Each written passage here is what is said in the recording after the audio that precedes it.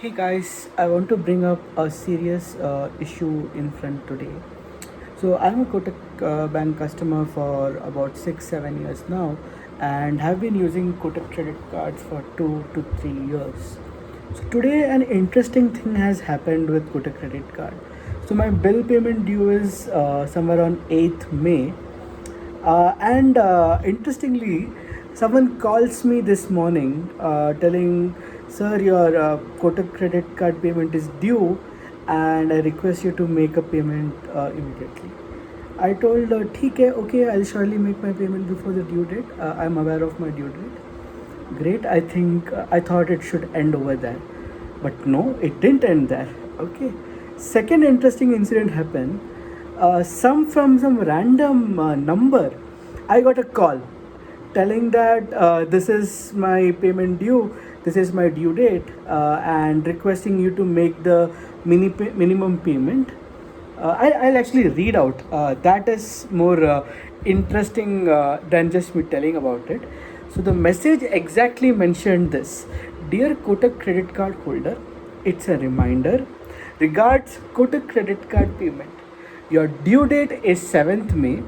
Please make minimum payment through IMPS, NEFT, Kotak app, or cash deposit before or till 7th May to avoid late penalty and interest charges. Send payment screenshot here once done the payment today. Thank you. And then he is giving me some IMPS, NEFT detail, etc. Okay, so that's the second thing that has happened. Now the third thing. Suddenly, again in the evening, I got a call telling, "Sir, there is a short payment made by you for your credit card of an XYZ amount, right?"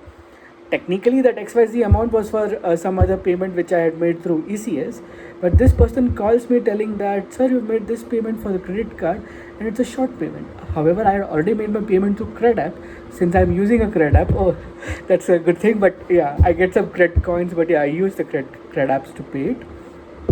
And this lady calls me telling that you have made this. She's quoting the exact amount of the payment that was deducted through ECS, and she's asking me questions. So when I told her that, "Madam, I've already made the payment, I guess, and secondly, how do you know all this data?" She's asking me a question. Sir, do you even have that? Did you have that kind of amount in your bank to make the payment? That's the question that I asked. Right? I told, "That's none of your business, of course, right?" So that call, of course, ended in a rough and rude note.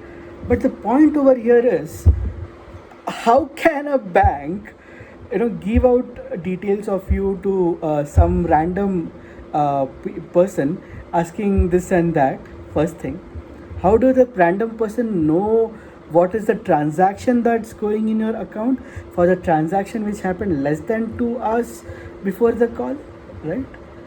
And thirdly, it's a serious data privacy breach and a potential cybersecurity threat. If anyone can start reading this, the system is hackable. So this is what is Kotak's case. And then the fun begins. I made my first call to the customer care, telling that, yeah, I want to raise a complaint and all those things. Okay. The customer care tells us, cool down, and understand this thing, and suddenly he cuts the call because I was, of course, quite anguished about the scenario.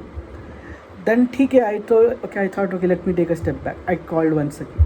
I spoke in a mild tone this time, and it was a lady this time. Last time, so I spoke in a very mild tone, telling that this, and then I told that I want to raise a complaint. She told that, "Sir, I don't have power to take this complaint on a phone banking system. You need to send an email." And she, of course, she uses this WhatsApp banking option and sends me the link where I can send a mail. So then what happens when we go to the link? In the link, when I go there, the email IDs are not revealed. There is no clue what's going on. Email ID is not revealed. And then there are some forms. I tried to fill the form. Form is like error. And then there is a grievance redressal mechanism. Again, error. There is no way that you can contact the bank. because email IDs are not getting revealed at all, and they tell to contact through the chat using artificial intelligent bot called as Kia, which doesn't work. 99.9% time it doesn't work. For basic queries, it's a great app, right? So fine, I tried that. I wasted about an hour now. Okay, and somehow through Google I found three email IDs. One is an email ID of nodal officer, one is the service officer, and RBI ombudsman, because I wanted to bring this to notice of RBI. Okay, so now the interesting thing is RBI ombudsman, mail rejected. Okay, and I got that from the RBI Act. Okay, from for the Bangalore this thing, mail rejected for I don't know what reason, and I'm not sure why there are ads telling that you should contact RBI ombudsman if your problem is not solved. Doesn't work. Then I get this thing that again a mail bounce message that service.bank@kotak.com does not exist. Luckily, I guess out of the three email IDs or four email IDs I had put in my message, luckily one mail ID worked out, and that is of Kotak nodal officer. I got an automated generated email just now that okay, we'll respond to you within 5 days. That luckily worked out, but all emails got bounced. No ways to connect with Kotak on this, and it is a very very very serious concern, guys. And for the bank, this is not done how you treat your customer. If you are talking about a great customer service and great banking experience, one, I should be able to connect with you guys.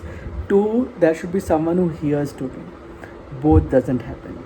And for other startups here, guys, this is a clear case of how things can go wrong when you scale, right? So please please please give a good way of how to have a good support system in place, and which is robust enough, and unlike what happened today with me.